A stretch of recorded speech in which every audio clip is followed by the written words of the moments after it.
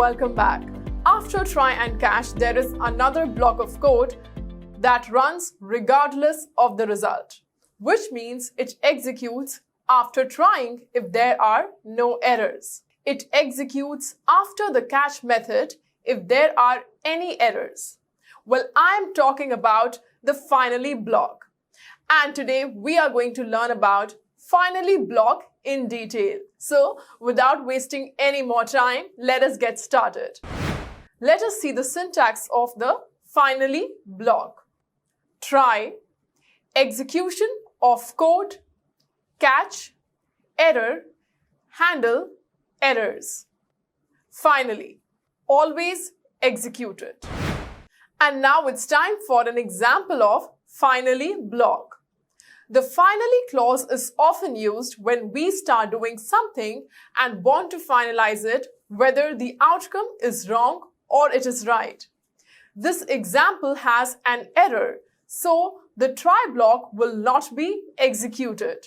The catch block will be executed. And as you know, the finally block also will be executed no matter what. So let us see the output. Great, we got the output as expected. It is, the function is undefined. This will always be executed.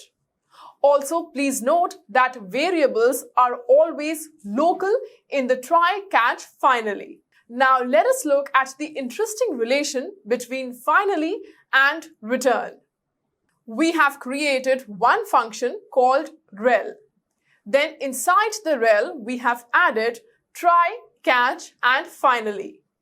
In the try block, we are returning 1. And there is a finally block. At last, we called the function. Let us see the output. First, the finally in the rel function, it gets alerted. Catch method does not get executed because there is no error. And lastly, the one which gets returned. Well, sometimes we need completion even after there is an error like measurements. In that situation, we can omit the catch block. Function, rel, try.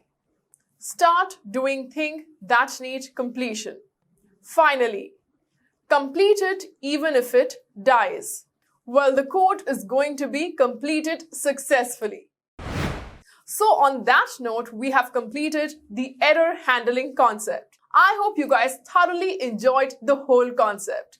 And I will meet you all very soon in the next lecture. Till then, keep practicing and yes, do take care of yourself. Bye.